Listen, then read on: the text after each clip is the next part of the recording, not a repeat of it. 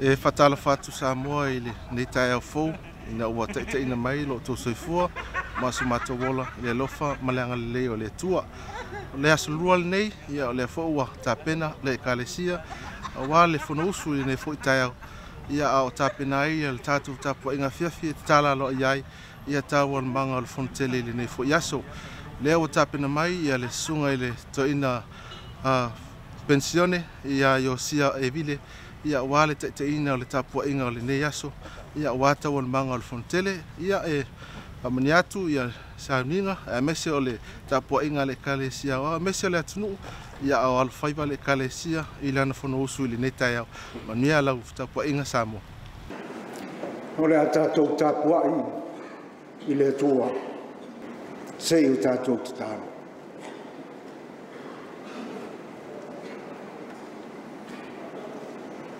le tua sili e se lo mantou tama ua alualua i le sengi o le taiao le usa o le taulanga pei ona siti atu i le nei fontele a ua saune i le fontele mo ona feau o le nei aso mantou te o atu lava ai mantou te talitonu o lo e awai le me nei tai lo mantou whamoe le ala lea ua mantou whalatalata atu ai ina ia e te tala ina o mantou loto ma o mantou anganga ia mantou langona mautinoa o lo e iai le me nei whapaia ina ai le soifua o le kalesia o le asa ngā luenga a whaia i le nei aso ia i uane le aso ina ua poho o se filifilinga ua whamana ina e loa nganga paia e hatia e ai lau e kalesia nei mo le lumanai tai maia i mantou e loa nganga amene o marol pese fai tautu spai lea li lea tuai lea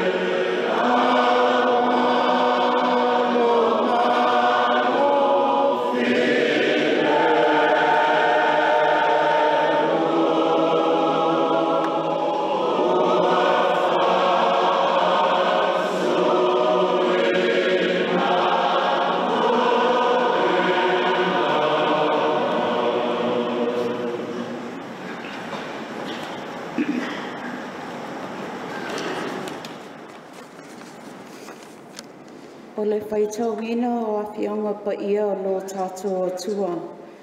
Tusi whaitau mo lene aso, e tusa mo le whasinonga le tusi whaitau aso, o le tusi a ngā luenga a le au apostolo, ma tā upu e ono, o le a o whaitauina le whai upu mua mua, whaangata mai I le whai upu e walu. Our Bible reading for today is taken from the Acts of the Apostles, chapter 6. I will be reading from verse 1 to verse 8 from our Samoan translation. Ngā luenga ma tā upu e ono o te whaitauina a mata mai le whai upu mua se ia whaangata mai I le whai upu e walu. Whawhawhonga maia o awhionga pa ia a lo tātou atua. O ona po ia, ua whaatoa teleina ai le au so'o. Ua tupu ai le mui mui o Elenisi ia e Peru. A wā ua ngalo o lātou whawhine o otia lātou tane I le tupa ina o mea I aso whaiso'o. Ona tala ina lea e le toa tino anga fulu ma le toa lua o le toa tele o le au so'o. Ua whapea atu. E le tatau o na mātou tuua o le awhionga le atua. Ai tufa I o loa. O le nei, le au soe, I nā filifilia ai o outou se toa fitu, e tau le leia, e tumu I le anganga pa ia ma le poto. Ia mātou tō fia I lātou I le nei whaiva. A oi mātou te whina whinau I le talo talonga ma le au auna I le upu. O le lei fo I le upu I le toa tele umalawa, o na filifili lea e lātou ia se te whanua. O le tangata ua tumu I le whaatuatua ma le anganga pa ia. Ma Filipo, ma Pōkoro, ma Nikanora, ma Timona, ma Pāmena, ma Nikolao le Anetioka sa lotu I le lotu a sa Utah. O lātou tuu atu I lātou I luma o le au apostolo, o na tatalo lea. Ma whae e o lātou lima I o lātou lunga. Ua tupu fo I le awhionga le atua, ua matuafa ato a teleina le au so'o I Jerusalema. Ua ana fo I o si taulanga e to a tele lava I le whatuatua.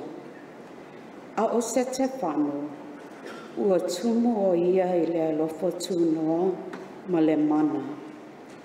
Wana whaia whavenga ma whailunga te tele I luma o le nuu. Ia whaamanuia tele mai le atua I le whaitauina o nisi o ana awhionga pa ia. Ia tūmau atu pēr ia te ia le vi inga sili nei māso umalawa. Se ia o I le whaafau lava, ona o Iesu. Amen.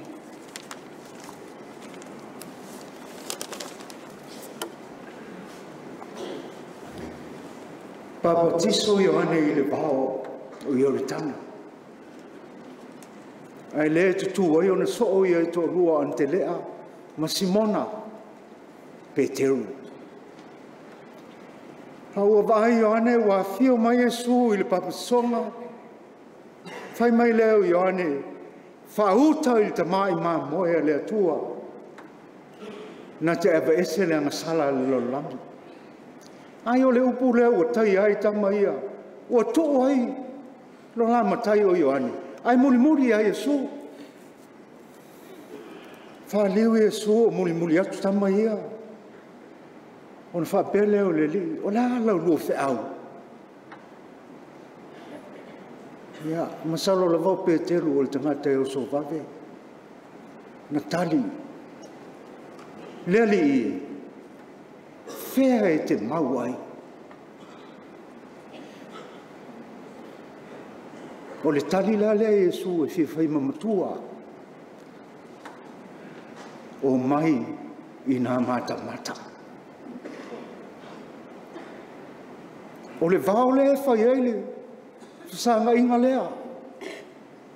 O le oltana, pe se mea whale nganga, o au langona. O mai e mata mata. Al tonga vao le mea.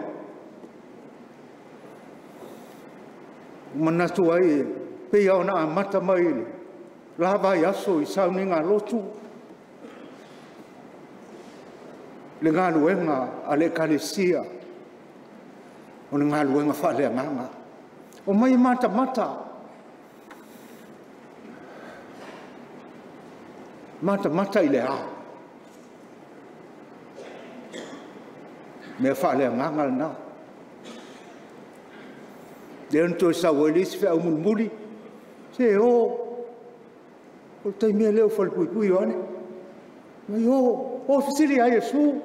Po ia lea tātou te whatali ai. Pe whatali seisi. Mai e su o mai. O mai e mata mata. I le ngā ruenga whalea ngāga. Whamaro ro tangata. I ola ngā tangata. Tātou ngā ruenga nā whaiwhi au. Ma te akono, ma tina, le malosi o le kalesi tina, tātou ngā luenga whale ngāga. Ia, se oto e o mai i te akono, nanga le aso neo le aso te akono. Se o vatu ni nai mea ia se lua e, peo ni mea mani e, toi mata te isi ai. 5 tausanga umawai, se o mai lusu 5 tausanga, mo 5 tausanga umawai.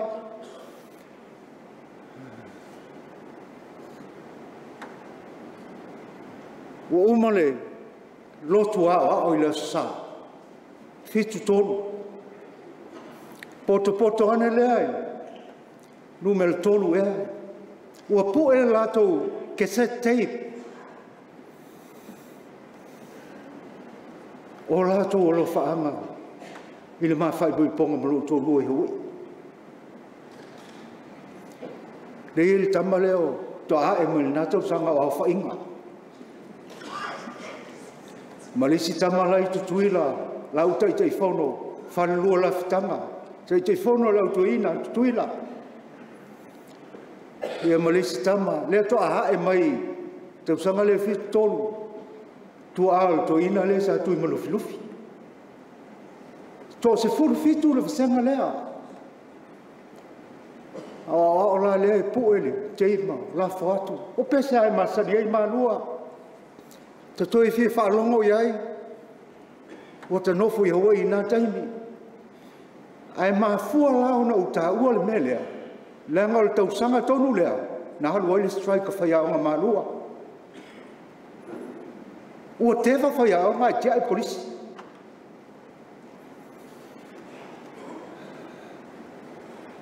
Al tamarai ai tō lua o New Zealand. O le uso mbatua o le Faamisionare, tama mangiang. Ma le tama tutuila leo sue. Lehe au tu ai le teip lea. Oka le mautala o malua. Whai mai sue. Tio. Ai vai ai amato o ia pio amato mai fe vai. O halu le strike fa ia. Au fa ia tu nei ai to ina o ultana. Realmente strike. Ya ese si fia mal mala matili. To ia o ultana le malo si fa matala. Al talia o ultana. O halu le pula peti. Il komiti tupe o komiti o aonga ma talo sanga lona tutongi. Ai le talo sanga ina o lato tutongi. Fia le tongi. Ono se lau tau sanga. Pidi woi o mai fiti. Ono se lau tau sanga. Lua tau sanga o kukatu mau i alitati. Nā taimi a te sau vātu le tae ao ma le Tapuaiga le Kalesia. a sau fai sfalifu e le se masima ta te fefe fai vaiao a ia sa sisipeni o tamo e utori fatau mai se masima ta te ilo ai motiva le vaiao ai sili fo no motiva le o o lotu na fi fale o la e feleni fai mai feleni fai tia feleni le alme na lo ili sati ili teva fai mai feleni ma tu masal salona ma fu ili teva talo fai o mliu masal sal o mliu peni vai New Zealand le leva tele atu na maliu ro pati Amerika le soifua to ina matua li sati msalo li sile to ina pito matua ro soifua mai ye malale le matua tele ai o matua lava New Zealand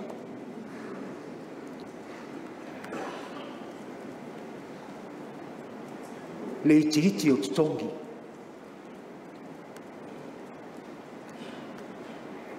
Marua o ni to sola e tia ile kolisi fa fai fau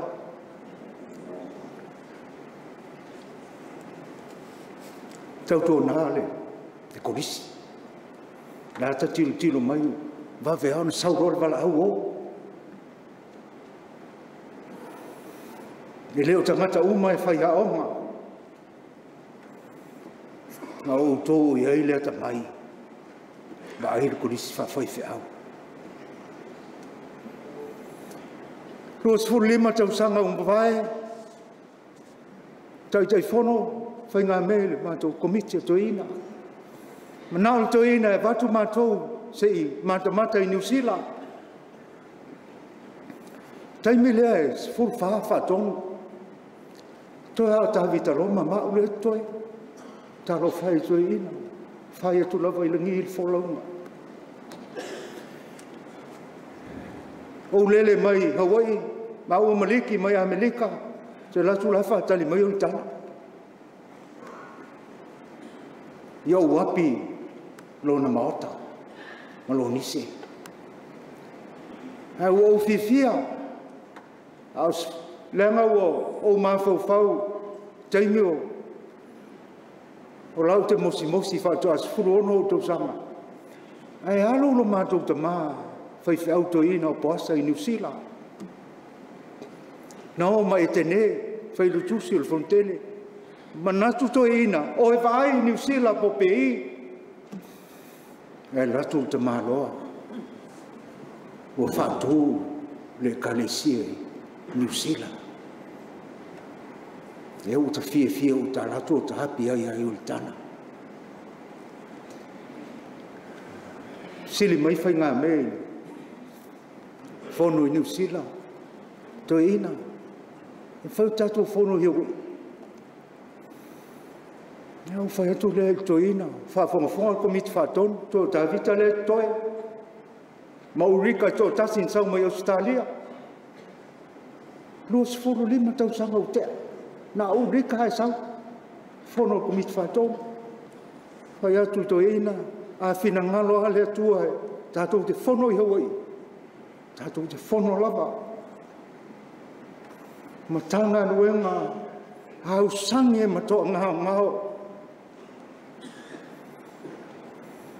hau a whono atu ala komiti Hawaii a ma tanga o kuso te le i loa e manao to ina tai whono e whau ai endi le avasa. Talo whae, to ina. Endi, whai langi le, fo launga. Ia le, lala mailon whaitua. Walu endi, ai le stoe wheleti moe noa. Na whau uma i whalsao le mātua kalesia i Milani. Lua afe. Peo se mana ole. To ina tai whono nā taimi. A uma le fono i New Zealand, fono i Hawaii. Uma Hawaii, fono i Amerika. Ia leo uma New Zealand. Uma fo i mātou ma Amerika. Ia ngā Hawaii o Amerika alna. Toi o tō Queensanani le fia fono atu iai, komiti whātonga. Oka oka. Ma eule. Leanga le leo le kalesia ia tō i New Zealand ma Australia. Whiorolo Amerika. Ma tō e au sangi lava ma tō ngao. Nāl manao nao whainga me. Tāo fo i manao e komiti whātonga lea lala mai. Uma New Zealand, uma Amerika, toi o tō Australia, le toi. Fono i New Zealand e se le mātang o whi.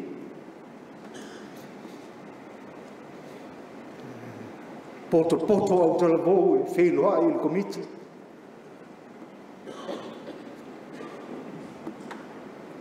Tau ale, au sosania, petaia, mangele, o mono mai tupe te le lautanga. O nungia o fila. E mai wha taita maa, wa e sau, whai oi masui o le tatou nuu ne fono. Ia, nai matamatanga nai, 5 sefuru, 2 sefuru 5 tausanga. Tato wo mai lo le ile au mau au te aso nei. O lau tō whionga i a liiti a kono. Lea sa whaitau ele, whaltua le whaiwhi au. Le tala o le tōwhia ina o te a kono. E le tele ni anga waa. E tōwhiti a kono i tangata, e tau le leia, e selmanei o le upu. Ia kalesia, e le so ona tōwhia ni tangata, e le tau le leia i le kalesia. E tōwhi mai ma whili, i le tai e anga wa, e tau le leia. E tū tumu i le anganga pa ia, ma le poto. Ia na tōwhi e se te whanau. Ole te akono. Lea na mani whasia. Ona ole mōli mau ia Yesu.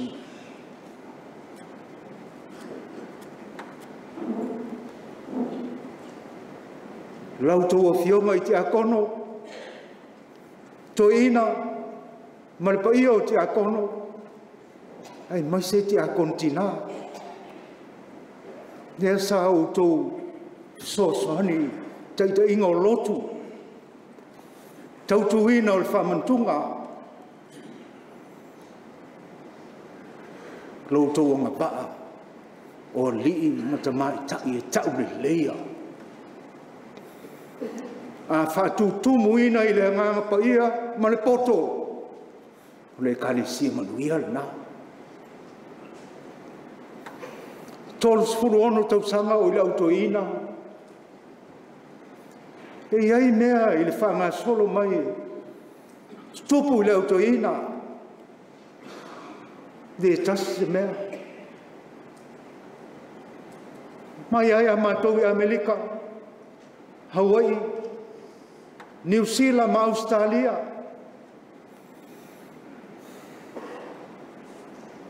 Sau a mosa o marolo. Ulika, whaetua mosa, se mutua lewa ona e ori mai. Lewa ona e ori mai. E le te sau nei, sile e alto ina matua.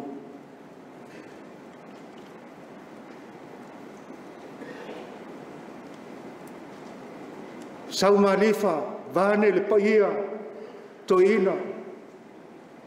Fono le komiti whātonu i munu. Pātua au tau loa i leo, le foto ina. Sao no atu ale to ina. Oso mai. Sao no atu le to ina oso mai.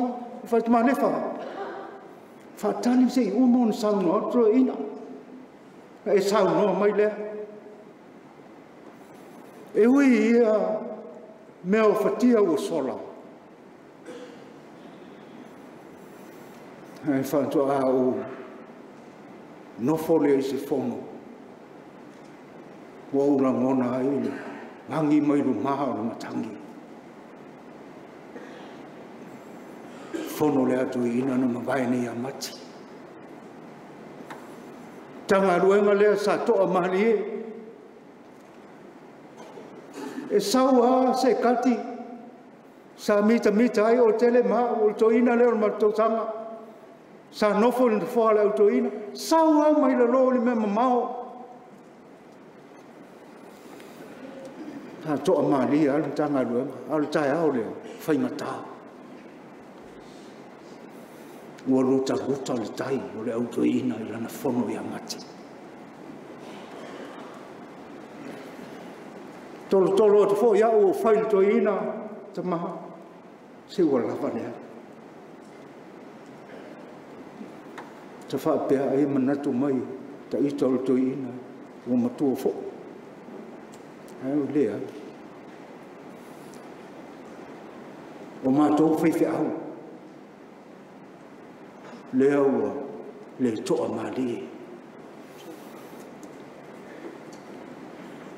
Ona sao holo leo ti a konto ina. O ape. To ina New South Wales.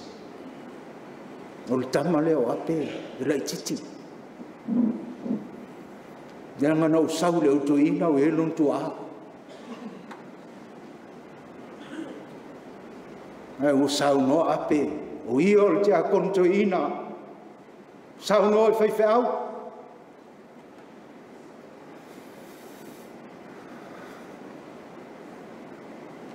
o talinga e fi falong longo le mauma le mata tia I le sao no ama ti a kongo sei to amali le autoina ya ui le saya ya le nganga le tua lau le autoina tau fa to ale aso ia mau hi wa le fono autoina ya mati le manuia ti akono toina lau to fionga ia li ti akono sile tua toina matua ia to au mai nei te le masani ai. Fe po ngai mai ai lo to fala ninga o to o le poutu to le kalesia. Te le mau stari. Ngai le tatu te ilo au male winga o le pou lea e tu ai le fale o le kalesia Samoa. Lau to fio mai li ti akono ai mai se o to tina ti akono. Tau tua ngaro tu tofi. O e tau le leia. E tu tumu I le nganga pa ia ma le poto. A wha pa ia I nau tau. O na tu lea o le fale. O le kalesia Samoa. Hai o le fale o le kalesia Samoa. Le fale a nganga. Ua alu o tatu taimia nafi. I le tarano ino tupe. Ai foi alu atu nei aso I le talano ino tupe ma le tu I fafo le kalesia ti akono o loto favor se so ani foi fe au o le favor fa le nganga e tau no le manao ma le momoonga fa no nga manu nei fontele ia fa mana ina o tou I le mana o le nganga pa ia. Ina iau to wati ae. Le kalesia Yesu Samoa. manuia le tātou te mā tai te whono man, sui tai tai, o la ta whai. Manuia te mā,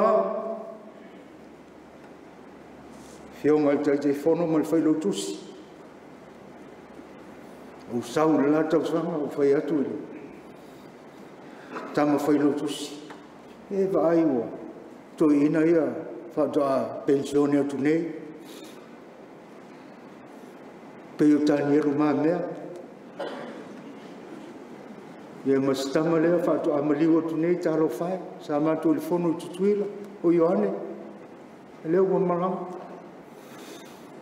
Ia leo whai lotu o au nei o la asfuta o sangatanu pension. Ia whawhitai lau tu whinga. Ia i manuia la vau tau ta maha. Ma le pa iyo komiti. Ma le nei whono tele. I le alofa ma le anga li leo le atua. Tātou te tāno. Ua lewa ona e si la fia o mātou manao. Ha o le ai lava se upu i o mātou mutu. Ai o atu lava i le nei aso o le aso o se te whano. O le aso ti akono. Ti akono na mariu fasia i le amatanga o le lotu. Ona o le mau ia ke riso. Mātou te taro le tamai. Se e whapaia le fionga i li ti a kono. Ma le paia o le nei sa whainga mamano. O li matamai tai ti a kono. Ina ia lahatou whaia le whaiva o ti a kono. O le whaiva na amata ai le lotu. Lo latou sawa ngā. Mole mauina o lau tala le lei. Mea ua mātou tau tala iai nei fontele. Latou foi atu foi.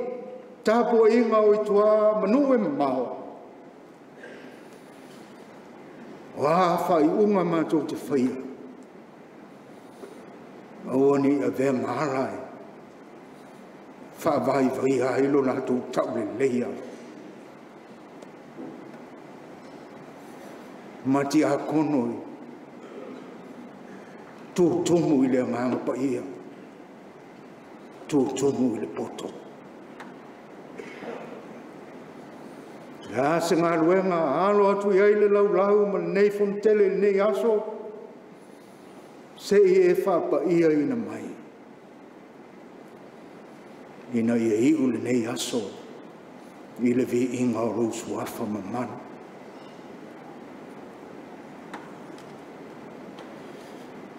Yesu tai tai oe ya.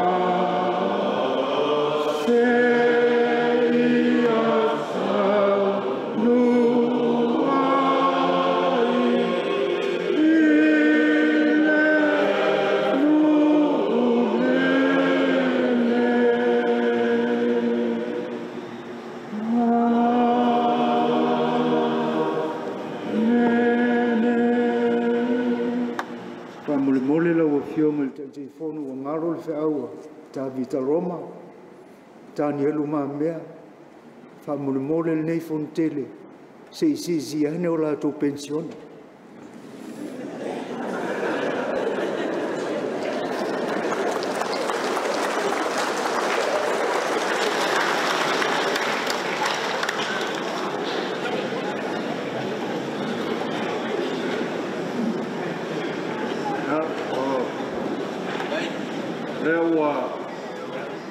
Toli ata nei le malama nai taua.